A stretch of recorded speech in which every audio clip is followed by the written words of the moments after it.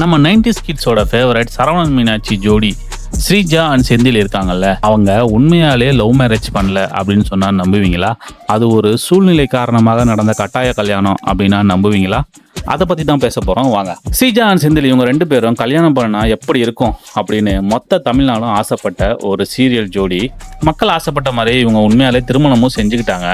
ஆனால் அது love marriage இல்லை அப்படின்றது தான் ஒரு சோகமே. இன்னொரு சுவாரஸ்யமான விஷயத்த சொல்கிறேன். சரவணன் மீனாட்சி சீரியல் தான் இன்னைக்கு தமிழ் சினிமாவையே இயக்கிட்டு இருக்கு அப்படின்னு சொன்னால் நம்புவீங்களா? அதை பற்றியும் நான் தெளிவாக சொல்கிறேன். சரவணன் மீனாட்சி இந்த சீரியல் 2011 ஆரம்பிச்சு 2018 வரைக்கும் 3 சீசனாக ஓடிச்சு. சந்திரலேகா அப்படின்னு ஒரு சீரியல் வந்துச்சு. அந்த சீரியலுக்கு அப்புறம் அதிகப்படியான எபிசோடு ஓடினது, அதாவது 1765 எபிசோடு ஓடின ஒரு சீரியல் அப்படின்ற பெருமை நம்ம சரவணன் மீனாட்சிக்கு மட்டும்தான் இருக்கு. இது எவர்கிரீன் சீரியலான கோலங்கள், வாணிராணி இந்த சீரியலை விட அதிகம். சரவணன் மீனாட்சி 3 சீசனா எடுக்கப்பட்டுச்சு. சீசன் 1ல ஸ்ரீஜா, மிர்ச்சி, செந்தில் இவங்க நடிச்சாங்க. இந்த சீரியலுக்கு எப்படி தெரியுமா சரவணன் மீனாட்சின்னு பேர் வச்சாங்க? இந்த ஸ்ரீஜாவும் செந்திலும் ஏற்கனவே விஜய் டிவியில் மதுர அப்படின்னு ஒரு சீரியல் நடிச்சாங்க. அதில் நம்ம மிர்ச்சி, செந்திலோட பேர் வந்து சரவணன், மீனாட்சின்ற நேம்லேயே இவங்க ஸ்ரீஜா நடித்தாங்க. இந்த சீரியல் அப்போ ரொம்ப ஃபேமஸாக இருந்தது. ஓகே, அந்த ஜோடியை வச்சு ஒரு புது சீரியல் ஆரம்பிக்கிறோம், அந்த ஜோடிக்கு இருந்த நேமையே இந்த சீரியலுக்கு வச்சிடலாம் அப்படின்னு தான் சரவணன் மீனாட்சின்னு பேர் வச்சு ஒரு புது சீரியல் ஆரம்பித்தாங்க. ஆனால் இந்த சீரியலுக்கு முன்னாலேயே மிர்ச்சி செந்தில் ரொம்ப ஃபேமஸாக தான் இருந்தார். அவர் நிறைய படங்களையும் நடிச்சிருந்தாரு. ஆனால் அந்த படங்கள்லாம் அவ்வளோ பெருசாக அவர் வெளியே தெரியல. இந்த சீரியலுக்கு அப்புறம் இவர் ஹீரோவாகவே நடிக்க வாய்ப்பு கிடைச்சிது. ஆனாலும் அந்த படம் பெருசாக போல. இந்த ஸ்ரீஜாவுக்கும் செந்திலுக்கும் இந்த சீரியலில் கிடைச்ச வரவேற்பை விட சினிமாவில் வரவேற்பு கம்மியாக தான் இருந்தது. சரவணன் மீனாட்சி சீசன் 1 நல்லா போயிட்டு இருந்துச்சு. ஆனால் சீசன் 2லையும் 3லையும் ஒரே குளறுபடியாக இருந்துச்சு. அதை பற்றியும் பேசலாம் வாங்க. 2013 வரைக்கும் சீசன் 1ல் நடித்த ஸ்ரீஜாவும் செந்திலும் 2014 கல்யாணம் பண்ணிக்கிட்டாங்க. அதனால சீசன் 2வை சரவணன் மீனாட்சியின் மகனான இர்ஃபான் வெளிநாட்டிலேருந்து வர்றதாகவும் அவர் தங்க மீனாட்சி அப்படின்ற ரச்சிதாவை பார்த்து காதலில் விழுந்து அப்படி தான் அந்த கதை ஆரம்பிக்கும். ஆனால் அந்த சீரியல் ஒழுங்காக போய்கிட்டு இருக்கும்போதே இர்ஃபானுக்கும் சினிமாவில் வாய்ப்பு கிடைச்சி அவரும் கலந்துக்கிட்டாரு. இதனால பிரேம்குமாருக்கு ரீப்ளேஸ் பண்ணாங்க. ஆனால் பிரேம்குமாருக்கும் ரச்சிதாவுக்கும் கெமிஸ்ட்ரி ஒர்க் அவுட்டே ஆகலை. அதே சீசனில் பேட் பாயா இன்ட்ரடியூஸ் ஆனவர் தான் நம்ம கவின். வேற வழியே இல்லாமல் கவினுக்கும் ரச்சிதாவுக்கும் காதல் ஏற்படுற மாதிரி கதையவே மாற்றினாங்க. சீசன் 2 முடியும் போது கவினுக்கும் சினிமாவில் வாய்ப்பு கிடைச்சி அவரும் நைஸாக நவுந்துட்டாரு. அதனால சீசன் 3 அதே ரச்சிதா, ஆனால் ஹீரோ மட்டும் ரியோராஜ். இப்படி ஒரே ஒரு ரச்சிதாவை வச்சு 3 ஹீரோ மாற்றின ஒரே சீரியல்னா அது சரவணன் மீனாட்சி தான். இதுக்கு சரவணன் மீனாட்சின்னு பேர் வைக்கிறதுக்கு பாலா மீனாட்சின்னு சரவணன்கள் அப்படின்னு பேர் வச்சிருந்தா ரொம்பவே பொருத்தமா இருந்திருக்கும்.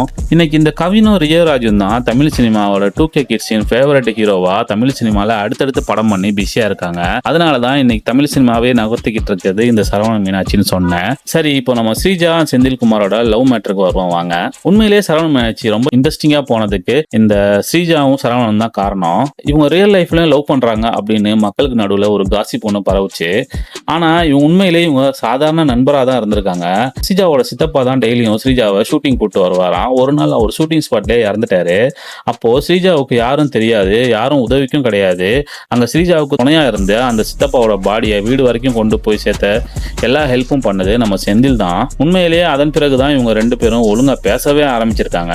அதுக்கப்புறம் ஸ்ரீஜா வீட்டில் மாப்பிள்ளை பார்த்து ஸ்ரீஜாவுக்கு விருப்பமே இல்லாமல் சம்மதமும் வாங்கிட்டாங்க. நிச்சயதார்த்தம் நடக்குது. அதுக்கு செந்தில கூட கூப்பிடலையா. அதுக்கு ஒரு காரணம் சொல்றேன், சொன்னா நீங்க சிரிப்பீங்க. நிஜமாலே ஸ்ரீஜாவை செந்திலோட ஃபோன் நம்பர் கூட வாங்கி வைக்கலையா. அந்த அளவுக்கு தான் அவங்க ஜஸ்ட் ஒரு கேஷுவல் ஃப்ரெண்டா தான் இருந்திருக்காங்க. ஸ்ரீஜாவுக்கு தெரிஞ்ச ஒருத்தர், என்னம்மா நீ செந்திலையே நீங்க நிச்சயதார்த்தத்துக்கு கூப்பிடலையா, தயவு செஞ்சு கூப்பிடு அப்படின்னு ஃபோன் நம்பர் கொடுத்து கால் பண்ண சொல்லியிருக்காங்க. நிச்சயதார்த்தத்துக்கு செந்தில் வந்திருக்காரு. ஸ்ரீஜாவிட சென்று அவர் முகத்தை பார்த்தா அவங்க ஒரே சோகமா இருந்திருக்காங்க. அப்போ செந்தில் அவங்க முகத்தை பார்த்து, உங்களுக்கு தானே நிச்சயதார்த்தம், நீங்க ஏன் சோகமா இருக்கீங்க அப்படின்னு கேட்க, இத்தனை பேரும் வந்தாங்க, யாரும் என்கிட்ட இந்த கேள்வியை கேட்கல, நீங்க மட்டும் தான் கேட்டீங்க அப்படின்னு உடஞ்சி அழுதுருக்காங்க ஸ்ரீஜா. அதன் பிறகு ஸ்ரீஜாவோட அம்மாட்ட பேசி அந்த நிச்சயதார்த்தத்தை நிறுத்தினதே செந்தில் தான். அப்போ கூட இவங்க ரெண்டு பேருக்கும் லவ் ஒன்றும் டெவலப் ஆகல. ஒரு கட்டத்துக்கு மேல ஸ்ரீஜாவோட வீட்டில் நீ கல்யாணம் பண்ணியே ஆகணும்னு ரொம்ப கட்டாயப்படுத்த ஆரம்பிச்சாங்க. அப்போதான் ஸ்ரீஜா யோசிச்சிருக்காங்க, நாம ஏன் செந்திலையே கல்யாணம் பண்ணக்கூடாது, அவர் நம்மளுக்கு ஒரு நல்ல கம்பெனினா தெரியுறாரு, நம்ம ஏன் அவரே கல்யாணம் பண்ணிக்க கூடாது அப்படின்னு யோசிச்சு யோசிச்சுட்டு நேரா போய் செந்தில் கிட்ட லவ் பண்றேன்னு கூட சொல்லியா என்ன கல்யாணம் பண்ணிக்கிறியான்னு தான் கேட்டிருக்காங்க ஸ்ரீஜா. ஆனா பிரச்சனை என்னன்னா இவங்க 2 வீட்லயும் இந்த கல்யாணத்துக்கு பெருசா ஒத்துக்கல. ஏன்னா ஸ்ரீஜா மலையாளி, செந்தில் தமிழன். ஒரு வழியா எல்லா பிரச்சனையும் தாண்டி இவங்க 2 பேருக்கும் கல்யாணம் ஆச்சு. சொல்ல போனா இது ஒரு அரேஞ்ச் மேரேஜ் மாதிரி தான் நடந்திருக்கு. கல்யாணம் ஆயிடுச்சு கிட்டத்தட்ட 8 வருஷம் இவங்களுக்கு குழந்தையே இல்லாம இருந்ததும் வீட்டுல பிரச்சனை வெடிக்க ஆரம்பிச்சிருக்கு. இவங்க 2 பேருக்கும் சின்ன சின்ன சண்டையும் வர ஆரம்பிச்சிருக்கு. 8 வருஷம் கழிச்சு தான் இவங்களுக்கு குழந்தை பிறந்திருக்கு. இப்போ ஸ்ரீஜா நடிக்கிறத விட்டுட்டு குழந்தைய பார்க்கறதுல பிஸியா இருக்காங்க.